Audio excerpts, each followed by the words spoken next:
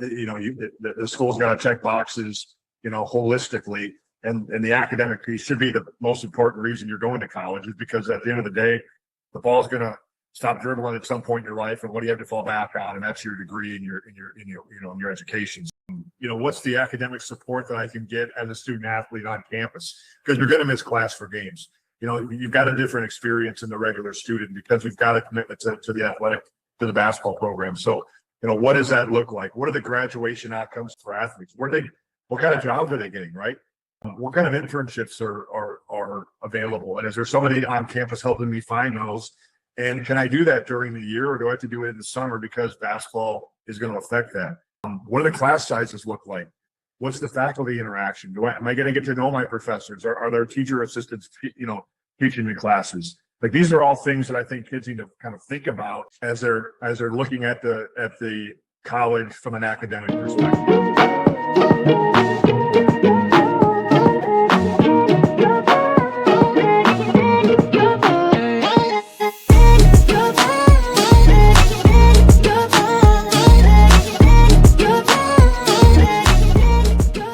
Dreaming of playing college basketball? The recruiting process can be overwhelming, but with Net Results Recruiting, you're not alone. My name is Steve Schaefer. I'm the founder and president of Net Results Recruiting, a full-service basketball recruiting solution based in Arizona. I spent 21 years coaching college basketball at 3 different levels, decided to get out of coaching because I really wanted to start something that's truly going to help players, families navigate the college basketball recruiting process. There's a lot of companies out there, but I don't know that they all do the things that Net Results Recruiting provides. Our goal is to find options for players that are the right fit at the right level so players can have a great experience playing college basketball. College recruiting is competitive. If you're not getting the exposure you need, you could be missing out on opportunities. Coaches can't recruit you if they don't know who you are. At Net Results Recruiting, we take the guesswork out of the process by providing a complete recruiting solution, including a personalized recruiting profile that has the right information that college coaches want to see, an evaluation of your game to help us assess what levels you can play at, and a tool to help you improve your game, a player priority list that allows your recruiting expert to understand what is important to you when considering potential college options, promotion to college coaches, and a huge network of college coaching contacts to maximize your exposure. And finally, expert guidance and advice throughout your recruitment journey. Don't leave your future to chance. Get started today with Net Results Recruiting and take control of your basketball journey. Your dream, your future, let's make it happen together. Campus life and environment, I think the time of year you visit, weekend versus weekday, that stuff matters. Like, I'll give you an example. If you're a recruit in a high school prospect or a transfer or a JUCO kid that really wants a residential life campus experience, an on-campus experience, go visit on the weekend, because you're going to find out quickly whether or not that school has campus life. And I'll give you an example. And I coached at Augustana College, right? 90% plus of the kids lived on campus. There was something going on every weekend. It didn't look any different on a Sunday versus a Wednesday when you were walking around campus. It was vibrant. Where a school I coached at here in Arizona, you parked your car, you went to class, you got back in your car, you went to practice off campus, got back in your car, and you went home, or you went to your apartment. You go there on a Saturday or Sunday, it's a ghost town. And so, you gotta, if you want that campus experience, visit during the weekend. Like, we never brought a kid up during the weekend at that school in Arizona because, it doesn't show well, right? But during the week, man, it was vibrant. There was things going on, and it showed great. So I think that's important. If you don't care about that, then it doesn't matter if you're going a weekday or weekend. But I think that really matters. And then, I think if you're from Arizona and you're interested in school in Pennsylvania, go visit in the winter. Make sure that, like you said, you can handle the winter, because it's different, right? Mm-hmm. Whereas, kid from St. Louis, go visit the school in Florida in late spring or early fall, because that humidity and temperature is going to be different, right? So it's the same as here. It's the same. You came down here, you know what it's like. It's the same. That's true. But I think that matters. Yeah, no, if it's a kid from up the Dakotas, one of the players I'm working with is in Yeah. South Dakota, if a school in Florida, if they're okay with that, or like, man, this is too hot, how do you deal with this? We always joke with kids from Hawaii, there's schools in Hawaii and they're like, oh, the weather, and I'm like, it's really far away, and like there's no way to get back. It's a plane ride. So is that a factor? Is weather a factor? Those other things that go into the geography of a school. And I think you hit the nail on the head about campus life. Is that important to you or not, especially on a weekend? Because that's the time when, what's going on. Because if you're sitting there twiddling your thumbs, you're not going to last that school. Yeah, no question. Well, we got last couple topics I want to cover. One is scholarship and costs. I think that's something that some families often overlook, especially when they're getting recruited by NAIA D1, not D1, but NAIA D2 schools. Automatically assume, they have athletic scholarships, I'm getting a full ride. Well, that's not always the case at those two levels. Not every D2, not every NAIA is fully funded. And a lot of times those levels can't offer full rides because they don't have the funding to do so. So I think it's important for families to understand the difference between athletic versus athletic scholarships, and making sure they're asking the right questions about the real cost of attendance, and understanding what the scholarship renewal process looks like year to year, because those are 1-year renewable scholarships. So we'll start with, athletic versus academic scholarships, at the non-Division I level. Yeah. So we talk about some schools allow you to stack, right? You can put academic money and then put athletic money and any other grant or opportunities rolled into one. Sometimes some schools don't let you do that. So asking or finding out, is stacking available to me at this school? Because that could be a huge factor. I know there's one school that recruits several of our kids that if they don't meet the academic requirements to keep that scholarship, the kid keeps the scholarship, but it goes all on athletic. And so then they're spending more money on this kid. So they're not that they're shying away from high academic kids, but they're really scared of like, man, maybe this kid isn't a 3.8 student, but they got to keep a 3.8 to keep this. And if they don't, I'm on the hook for this 15,000. They're there. I could get 2 other players at 15,000. I'm not going to take that chance. I'm just going to get these 2 other guys for 15. They have to stretch those dollars as far as they can with those kids.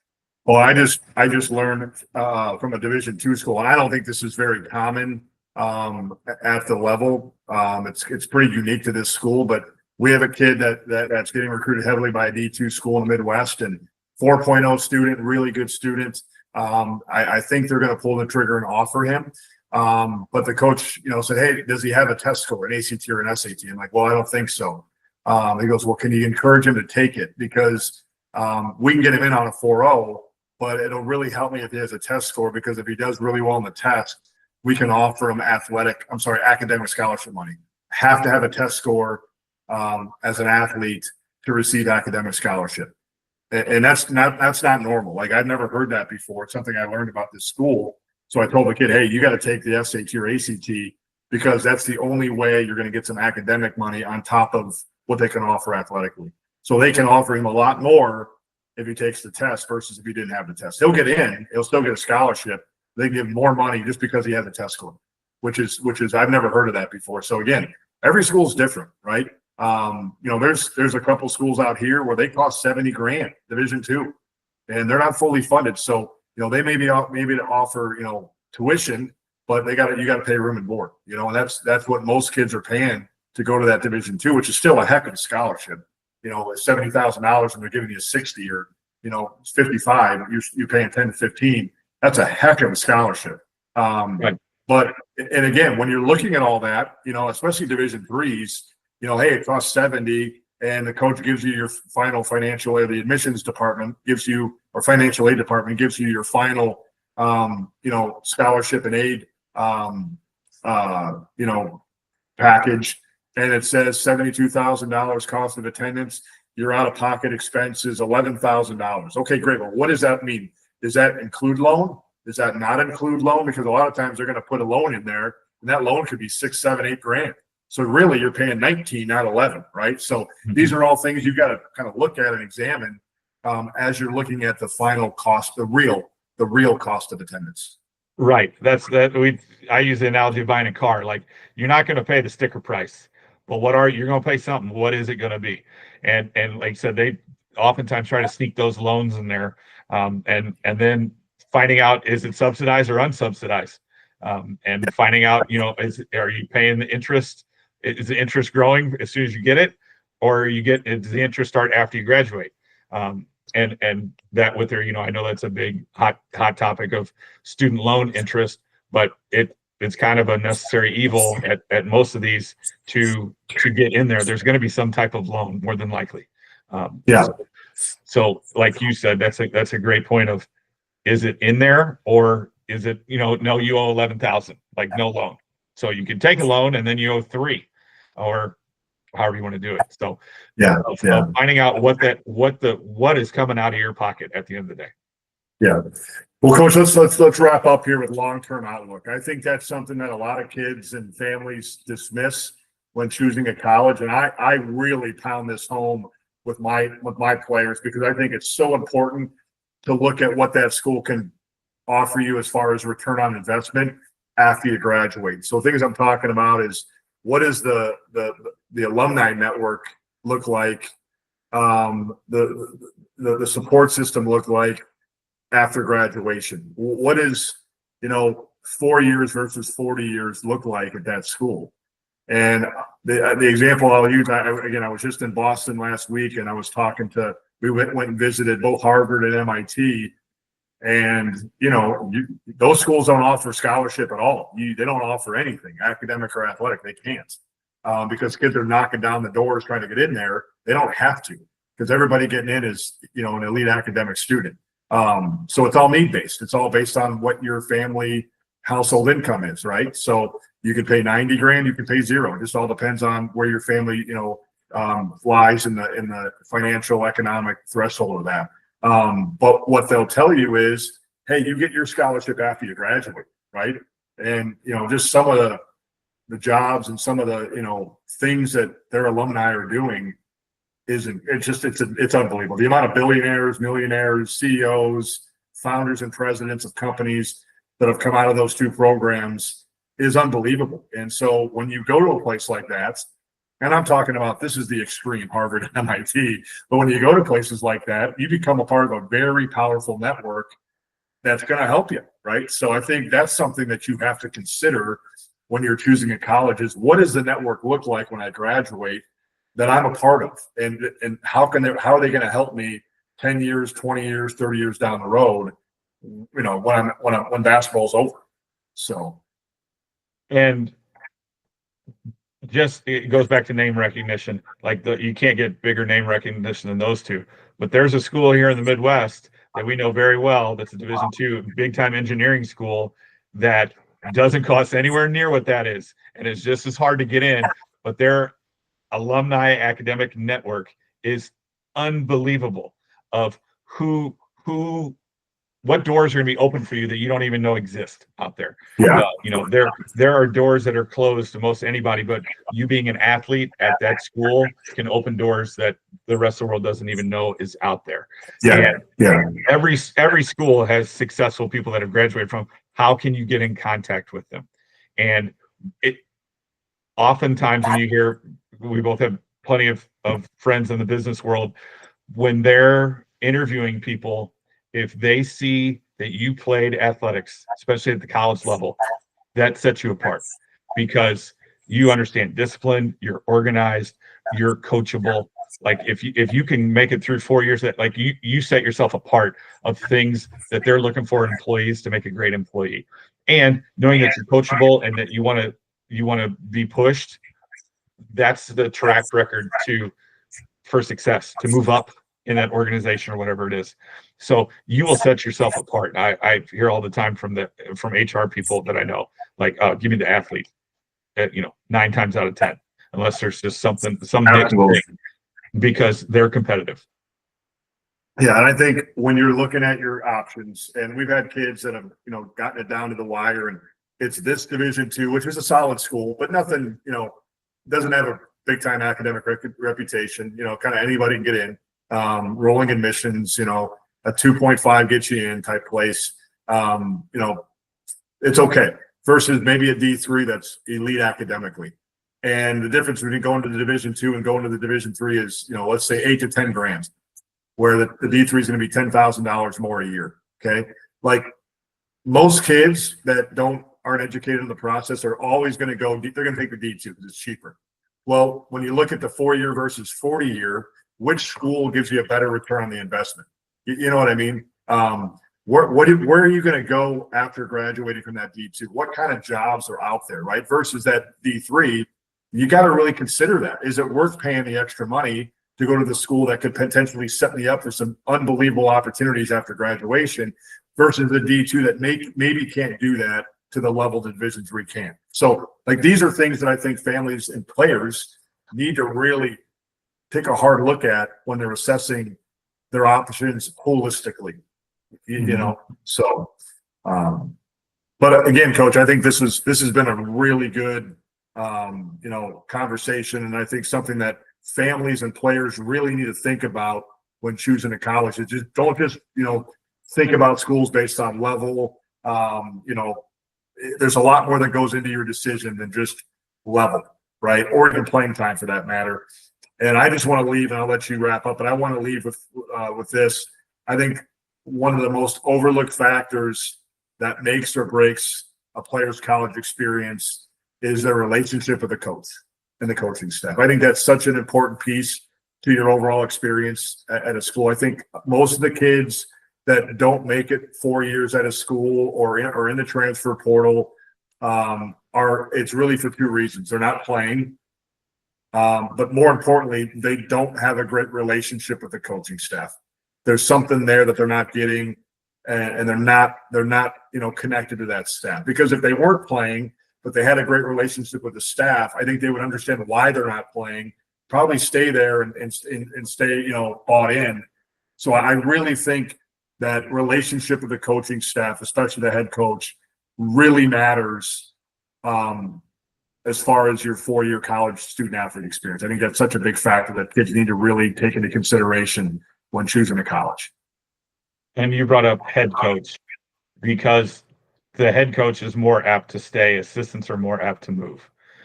So if your tightest relationship is with an assistant coach, that coach is probably less likely to be there all 4 years for you. The head coach is more likely to be there all those 4. Not always the case, because like I said, I was fortunate enough when I played, the assistant coaches didn't really move. When we coached together, the assistant coaches didn't really move. It was the same group of us. They were stuck with us. And you may gravitate more to an assistant coach versus the head coach, but having that relationship and having somebody, that's really looking out for you as a person, not just on the floor, is gonna make that experience that much better for you. Because again, talking about you're different as an athlete, you're having designated faculty members that spend way more time with you than any professor ever would. Anybody else in that school is never going to spend that much time. And coming from high school, like just the amount of time that your high school coaches spend with you year round and all that stuff, it's 10x, 100x at the college level, just because there's so much more time and the experiences and the things like that. What other, we didn't even talk about this. I'm not trying to go forever, but we didn't even talk about like experiences that the college team might have of every 4 years. They can take a foreign trip and leave the country, or do they travel? I was fortunate when I was playing and coaching, went to Hawaii 3 times, went to Puerto Rico, went to California. Like we went around the country. Florida, almost.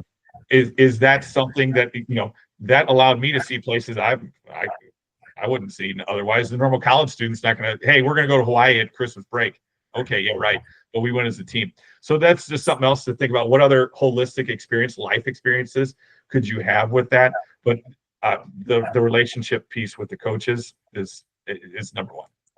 Agreed. Yeah, absolutely. And that makes a good point. I think the travel piece is important as well, because that's a time to bond with the team in the hotels and on the flights and on the buses and that stuff. So that's important to you. That's find out what their travel looks like, and do they take a trip every 3-4 years, every year, and things of that nature. So lots to think about, lots to assess when choosing a college. It's not all about level.